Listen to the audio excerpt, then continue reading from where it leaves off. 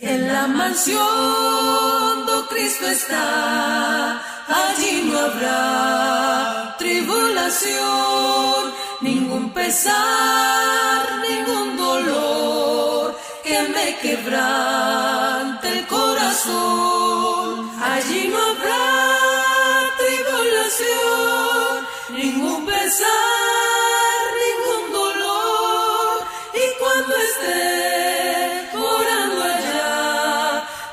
que no hay tribulación. Será muy triste estarme aquí, muy lejos sí del Salvador, pues moran ya con él allí los redimidos por su amor. Allí no habrá tribulación, ningún pesar, ningún dolor, y cuando esté orando allá, diré que no hay tribulación.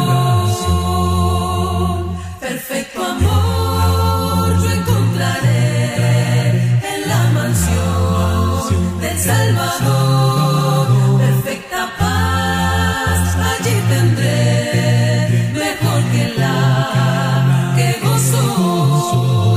Allí no habrá tribulación, ningún pesar, ningún dolor, y cuando esté orando allá, diré que no hay tribulación.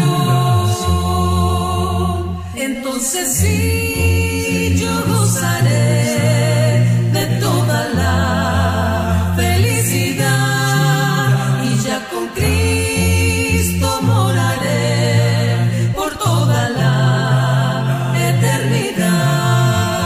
Allí no habrá tribulación, ningún pesar, ningún dolor, y cuando esté orando allá, diré que no hay tribulación. Solo quiero estar donde tú estás, orando a diario en tu presencia. No deseo adorar lejos de ti, quiero estar cerca de ti. Solo quiero estar donde tú estás, en tu habitación por siempre. Llévame al lugar donde tú estás, quiero estar cerca de ti. Yo quiero estar contigo, morando en tu presencia, comiendo de tu mesa, rodeado de tu gloria. En presencia es donde siempre quiero estar. Solo quiero estar cerca de ti. Solo quiero estar donde tú estás, morando a diario en tu presencia. No deseo adorar lejos de ti, quiero estar cerca de ti. Yo deseo estar donde tú estás, en tu habitación por siempre. Llévame al lugar donde tú estás, quiero estar cerca de ti. Yo quiero estar contigo, morando en tu presencia, comiendo de tu mesa, rodeado de tu gloria. En presencia es donde siempre quiero estar. Solo quiero estar cerca de ti. Yo quiero estar contigo, morando en tu presencia, comiendo de tu mesa, rodeado de tu gloria, en presencia, es donde siempre quiero estar. Solo quiero estar, quiero siempre estar, quiero estar cerca de ti. Solo quiero estar donde tú estás, morando a diario en tu presencia. No deseo adorar lejos de ti, quiero estar cerca de ti. Yo quiero estar contigo, morando en tu presencia, comiendo de tu mesa, rodeado de tu gloria, en presencia, es donde siempre quiero estar. Solo quiero estar cerca de ti. Yo quiero estar contigo, morando en tu presencia, comiendo de tu mesa, rodeado de tu gloria, en presencia, es donde siempre quiero estar.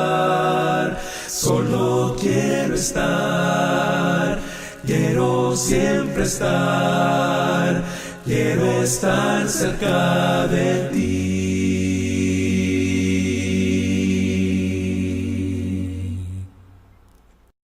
Hoy nuestra lección está basada acá en el libro de Mateo, capítulo 17, versículo 5.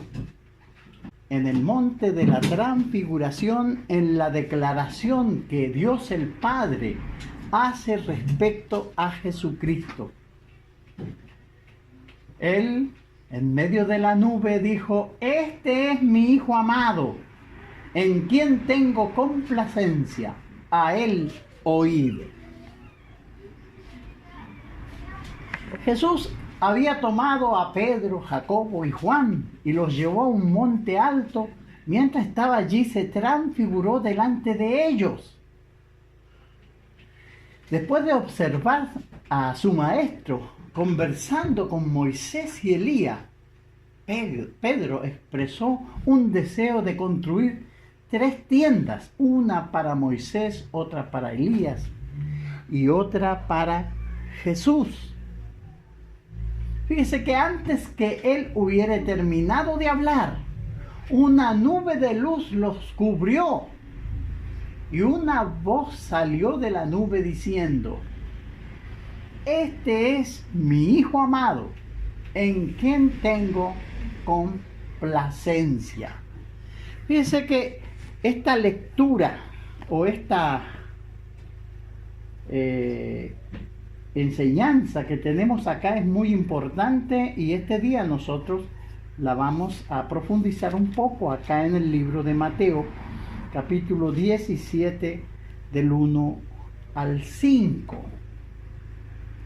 Dice: 6 días después tomó Jesús a Pedro, a Jacob y a Juan, su hermano, y los llevó aparte a un monte alto, y se transfiguró delante de ellos. Y resplandeció su rostro como el sol, y sus vestidos se hicieron blancos como la luz. Y he aquí le aparecieron Moisés y Elías hablando con él. Entonces Pedro dijo a Jesús: Señor, bueno es para nosotros que estemos aquí. Si quieres, hagamos aquí 3 enramadas, una para ti, otra para Moisés y otra para Elías. Mientras él aún hablaba, una nube de luz los cubrió, y he aquí una voz desde la nube que decía: este es mi Hijo amado, en quien tengo complacencia, a él oíd. Dice que al oír esto, los discípulos se postraron sobre sus rostros y tuvieron gran temor. Y Jesús se acercó y los tocó y dijo: levantaos y no temáis. Pedro había pensado aparentemente que honraba a Jesús por medio de considerarlo a él igual a Moisés y a Elías, que fueron dos grandes personajes del Antiguo Testamento, hombres de Dios, poderosos en obra. Sin embargo, el Padre en el cielo colocó a Jesús en una posición superior. Él declaró fuertemente: este es mi Hijo amado, en quien tengo complacencia, a él oíd. La necesidad de oír a Jesús para que nosotros podamos llevar vidas agradables delante de la presencia de Dios es lo que estaremos viendo hoy. Él tiene la palabra necesaria y autoritativa de parte de Dios para con nosotros. Nosotros necesitamos y debemos escuchar a Cristo. Nosotros hoy no seguimos las instrucciones de Moisés y Elías. Se nos manda a escuchar a Cristo. Entonces vamos a considerar lo siguiente. Jesucristo es el profeta a través de quien Dios habla hoy al género humano. Nosotros sabemos bien la división de las eras, la era patriarcal, cuando Dios habló a los padres de familia y transmitió su voluntad. Luego lo hizo a través de Moisés. Él reveló a Moisés y se comunicó con Moisés y dio leyes a Israel. Pero en esta era, en este tiempo, Dios nos ha hablado a través de su Hijo Jesucristo. Fíjese que ha hablado a toda la humanidad. Dios había prometido a Moisés que levantaría a un profeta de su misma categoría entre el pueblo. Ya ahí en el libro de Deuteronomio 18, del 18 al 19, fíjese que podemos leer lo que Dios le había dicho a Moisés respecto a lo que pasaría después. Profeta les levantaré de en medio de sus hermanos, como tú, y pondré mis palabras en su boca, y él les hablará todo lo que yo le mandare, y pondré mis palabras en su boca, y él las hablará todo lo que yo mandare. O sea, Dios se iba a comunicar nuevamente con la humanidad, así como se comunicó con Moisés para dar leyes, para regir al pueblo de Israel y cumplir sobre él las promesas que él había hecho.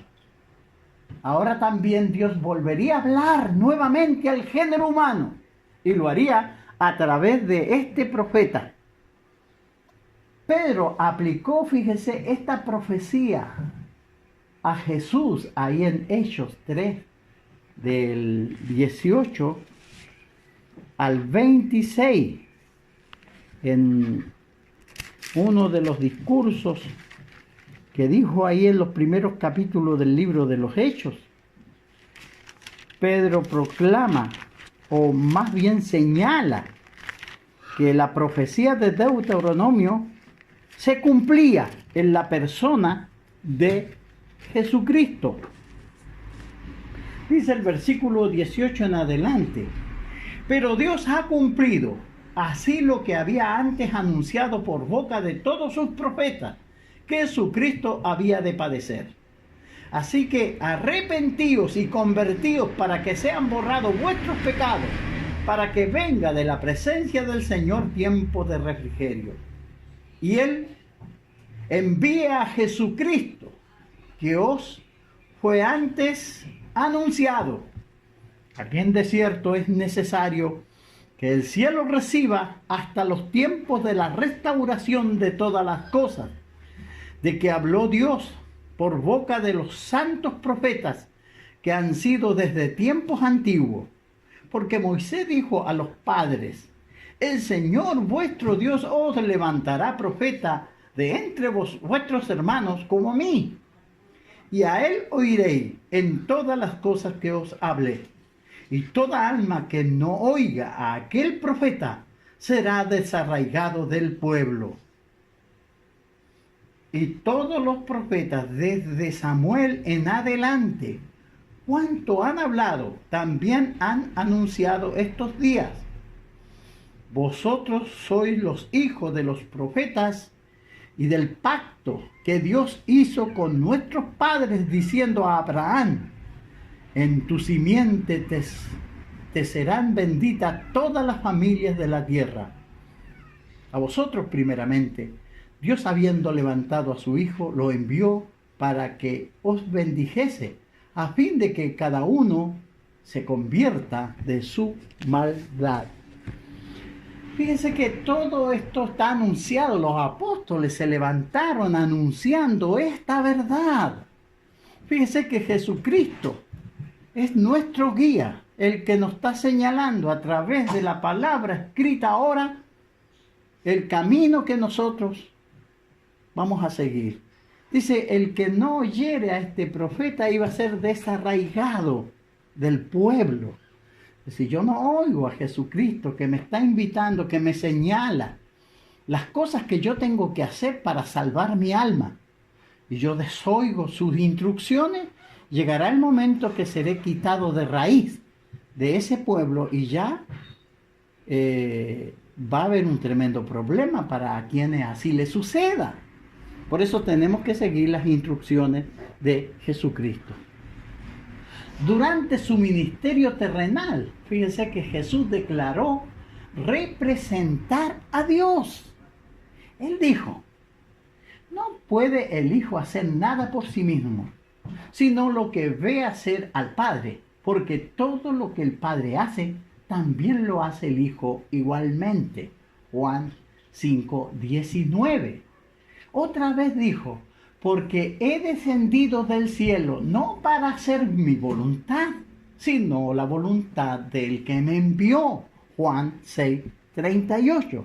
Fíjese que Jesús está diciendo así claramente que Él vino de parte del Padre. El Padre es el creador nuestro, el creador suyo, el que permite que usted tenga vida y se levante cada mañana y pueda ir a trabajar y ganar su sustento diario.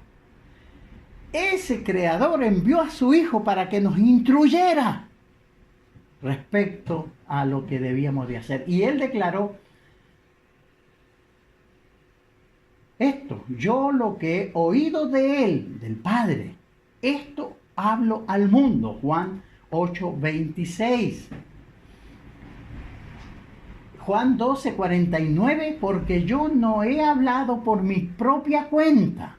El Padre que me envió, Él me dio mandamientos de lo que he de decir y de lo que he de hablar. Imagínate, tenemos este pregonero elegido de Dios, que lo proclamó muchos años antes, miles de años. Y ahí cumplido, nacido y viviendo entre los hombres, y él mismo diciendo, yo he venido de parte del Padre. Y el Padre nos dice a nosotros, este es mi Hijo amado, óiganlo a Él. Fíjense que esto es muy importante.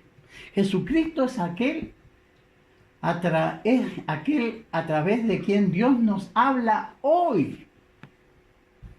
Aquí en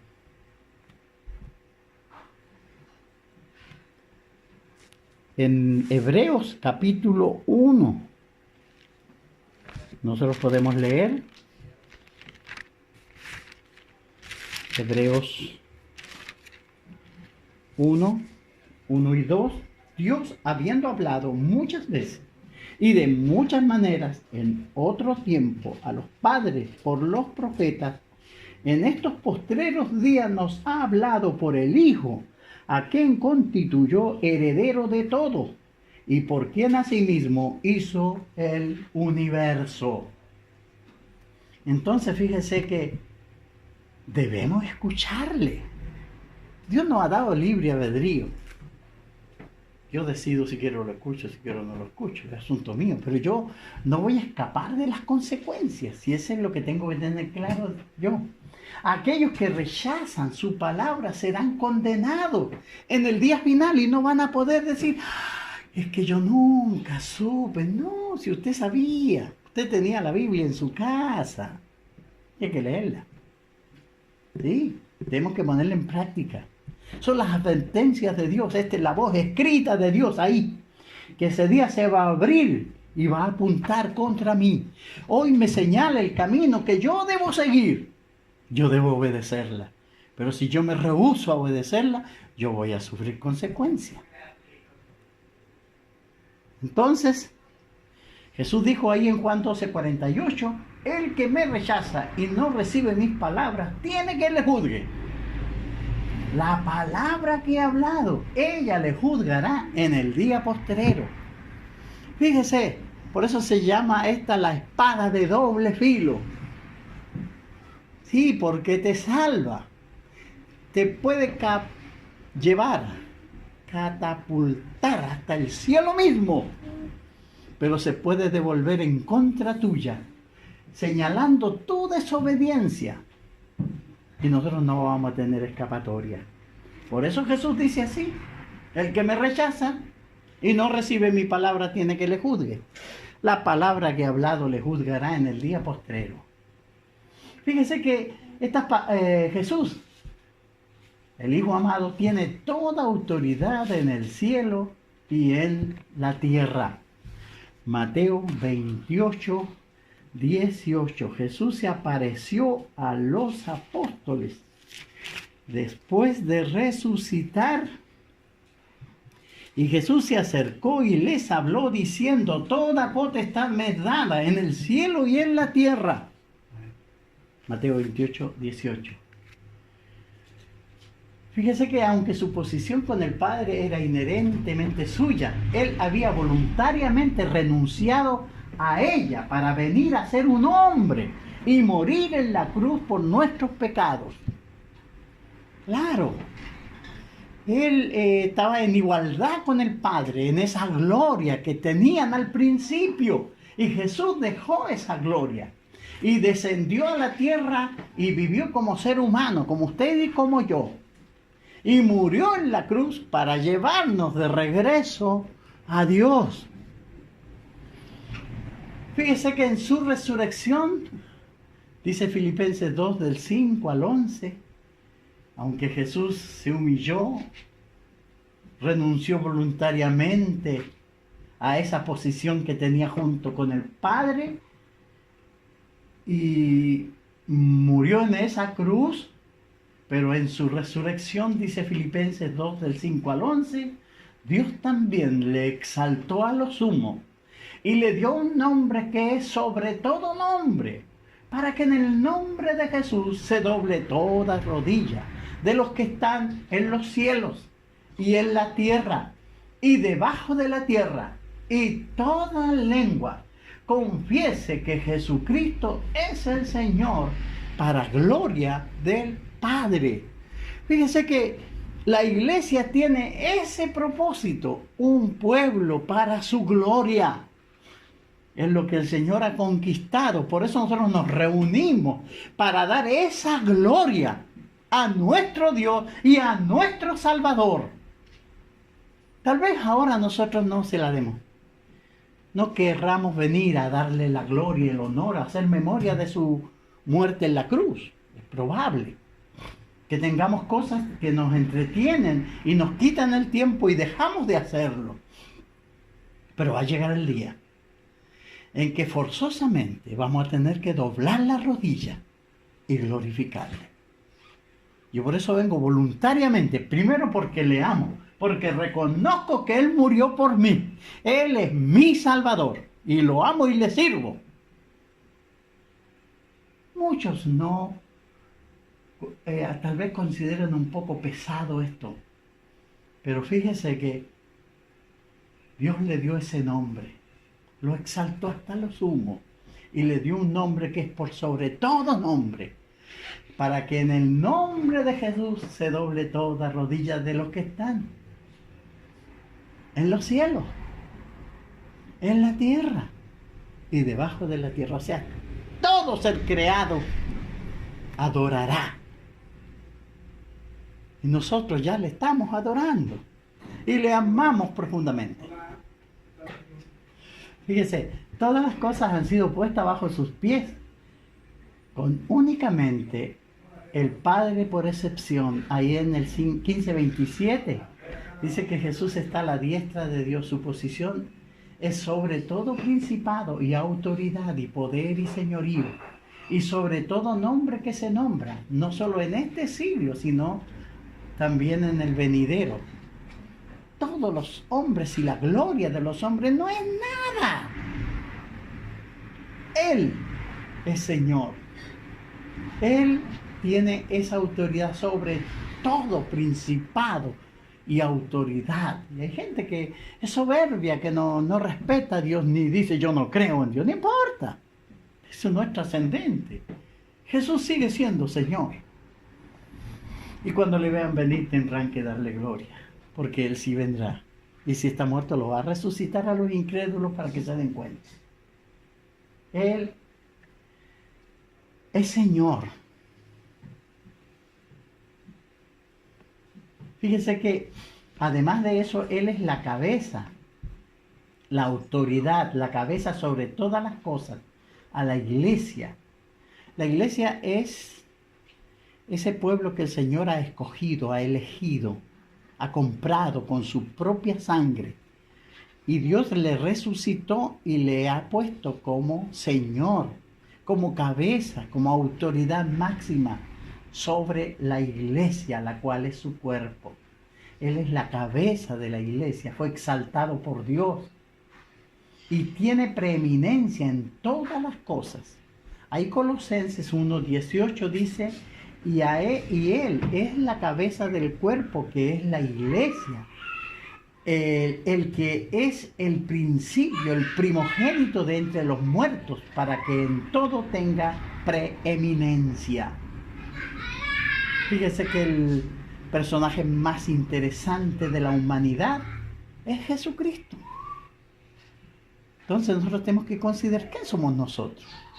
Tal vez más de alguno hemos logrado algunas cosas en la tierra, algún reconocimiento, pero no se compara en nada con Jesucristo. Fíjense que Él es el rey que fue levantado para sentarse en el trono de David. Su reino había sido prometido a David. Dios había dicho a David que de su descendencia iba a levantar el Cristo. Dice Samuel 7:16, y será afirmada tu casa y tu reino para siempre delante de tu rostro, y tu trono será estable eternamente. Era la promesa. Después de la muerte de Salomón, el reino fue dividido en Israel y Judá. Los descendientes de David ocuparon el trono de Judá hasta que Babilonia fue usada por Dios para destruir ese reino en los años 606 al 586 a.C. por causa de la idolatría. Entonces esa promesa quedó ahí en stand-by, ahí está, en el aire. Pero Dios cumple sus promesas. Durante el periodo cuando el reino estaba dividido, el profeta Amós profetizó que el tabernáculo de David, que había caído, iba a ser reconstruido. Aquí en el libro de Amós 9, 11 y 12. En aquel día yo levantaré el tabernáculo caído de David y cerraré sus portillos y levantaré sus ruinas y lo edificaré como en el tiempo pasado, para que aquellos sobre los cuales es invocado mi nombre posean el resto de Edom y todas las naciones, dice Jehová, que hace esto. Bueno, ahí está la profecía. Le había dicho Dios antes a David, pero vino esta cautividad, pero iba a ser restaurado. Hay algunos predicadores hoy en día que malinterpretan la Biblia Y dicen que el tabernáculo de David será reconstruido en la segunda venida de Cristo. Pero en contraste, en el día de Pentecostés, Pedro predicó que Cristo había sido levantado de la muerte para sentarse en el trono de David. Ahí están en Hechos 2, del 30 al 36, la proclamación. Pedro enseñando que estas profecías se cumplían en Cristo y que Cristo había sido resucitado y sentado ahí en el trono de David. En el concilio en Jerusalén, Jacobo, el hermano de Jesús, citó la profecía de Amós para apoyar la idea de la predicación del evangelio a los gentiles, porque Amós había dicho o hablado del tabernáculo de David, y dice: y volveré a levantar para que el resto de los hombres busquen al Señor, y todos los gentiles, sobre los cuales he invocado mi nombre. Fíjese que esa era lo que indicaba esta profecía, los gentiles. Y nosotros sabemos que los gentiles fueron incluidos en el primer siglo. Fíjese que si el tabernáculo de David aún no había sido reconstruido, los gentiles no tienen derecho para buscar al Señor, y nosotros mismos estaríamos perdidos. Pero el evangelio fue predicado a los gentiles por los mismos apóstoles de Cristo. Como los apóstoles lo reconocieron y declararon que Él es ahora el bienaventurado y solo soberano, Rey de reyes y Señor de señores. 1 Timoteo 6, 15. Entonces, Jesús permanecerá rey hasta que el último enemigo, la muerte, ya no sea más, y entonces le regresará el reino a Dios. Luego el fin, cuando entregue el reino al Dios y Padre, cuando haya suprimido todo dominio, toda autoridad y potencia, porque es preciso que Él reine hasta que haya puesto a todos sus enemigos debajo de sus pies. Y el postrer enemigo que será destruido es la muerte.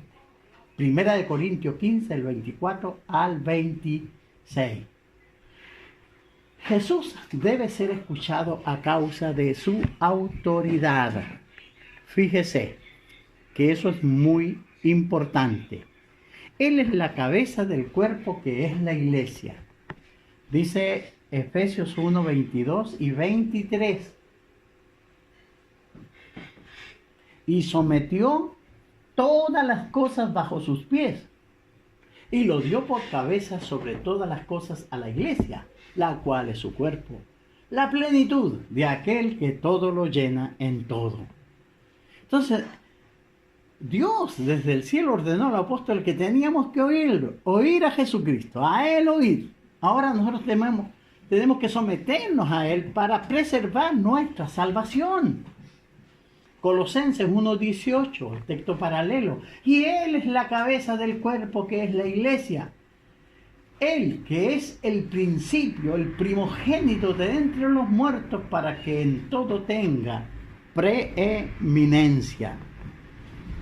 Como los miembros del cuerpo físico se someten a los pensamientos que se procesan originándose en la cabeza, así los miembros del cuerpo espiritual deben estar en sujeción a su cabeza, que es Cristo. Todas las cosas que nosotros hacemos en la iglesia es porque el Señor las ordenó y son para nuestro beneficio espiritual. Aquí no son ideas de Rubén, ni ideas mías, ni de otro hermano, sino que son órdenes del Señor que nosotros animamos a los hermanos a cumplir. Porque si las cumplimos, nosotros recibiremos las bendiciones. Si eso es así. En todas partes así, en el trabajo es así. Si usted cumple las exigencias del patrón, usted va a recibir con gratitud el sueldo que él le paga o algunos beneficios que él da. Lo mismo pasa aquí. Si yo cumplo la palabra del Señor, voy a recibir las bendiciones. Ahora, Pablo también compara la autoridad de Cristo a la autoridad del esposo para con la esposa.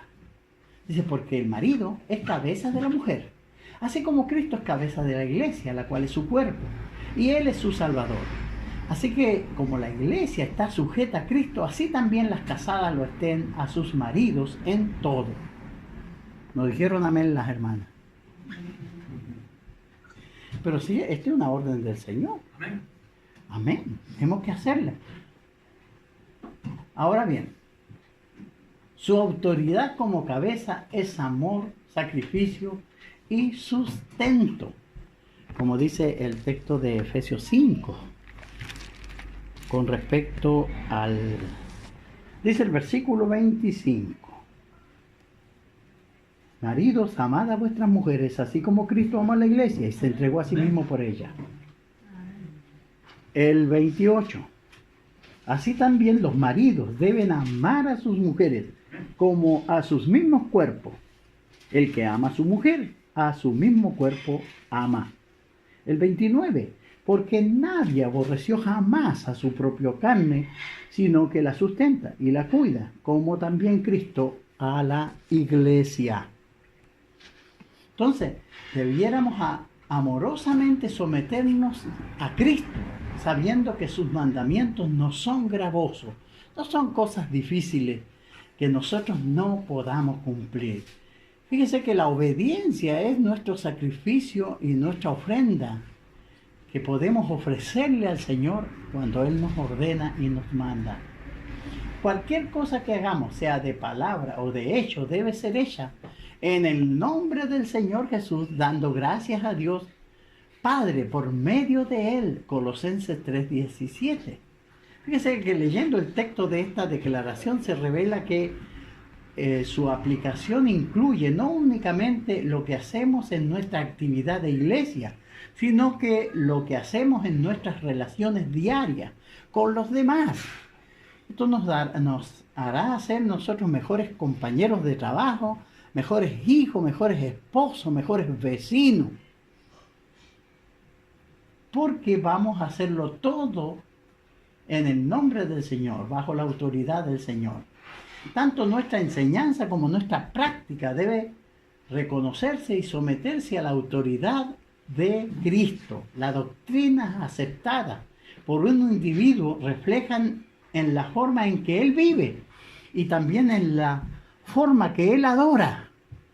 No puedo decir que amo profundamente a Dios y no obedezco sus mandamientos. Jesús mismo dice eso: si me amáis, guardad mis mandamientos. Entonces se da cuenta que no es algo tan complicado, ni tan difícil, ni algo que no podamos entender. El apóstol Juan advierte: cualquiera que se extravía y no persevera en la doctrina de Cristo no tiene a Dios. El que persevera en la doctrina de Cristo, ese sí tiene al Padre y al Hijo. Segunda de Juan, versículo 9.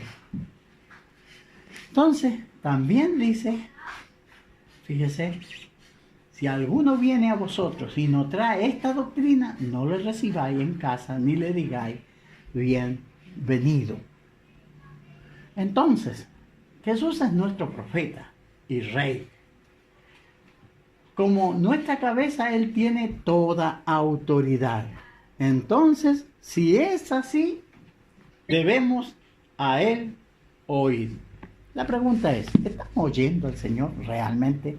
¿Estamos creyendo en la enseñanza que Él nos da? ¿Qué es para mí la iglesia? ¿Qué es para mí la fe que abracé un día? ¿De qué se trata? Dios quiere salvarnos. Dios quiere darnos la vida eterna. Y nosotros tenemos que poner de nuestra parte. Así que no es tan difícil. Debemos obedecer. A Él oír, dijo el Padre, y debemos de hacerlo. Que el Señor les bendiga y muchas gracias por su buena atención. Ved a Cristo, Rey de gloria, es del mundo el vencedor.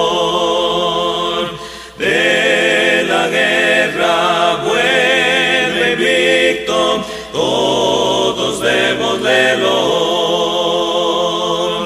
Coronadle santos todos, coronadle Rey de reyes, coronadle santos todos, coronad al Salvador. Exaltados y exaltado, ricos triunfos trae Jesús. Entronadle allá en los cielos, en la refulgente luz.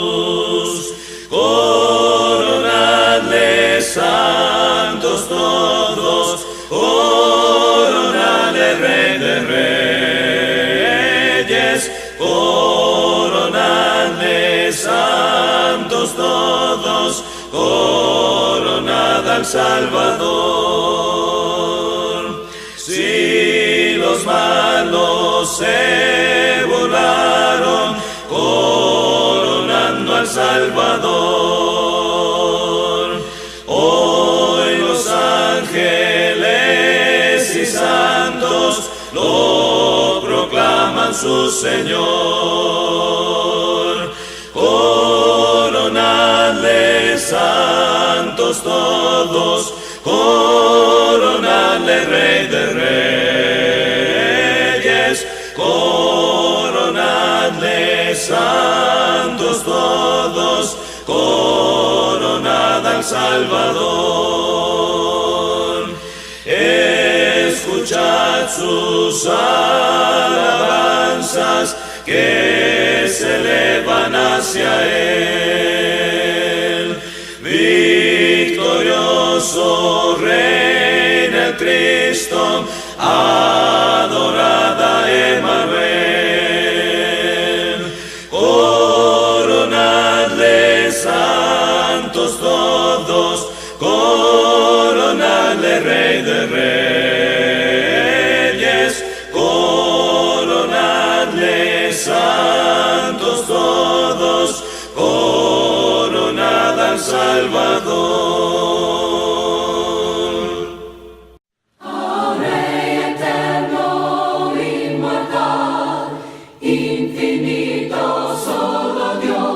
Sea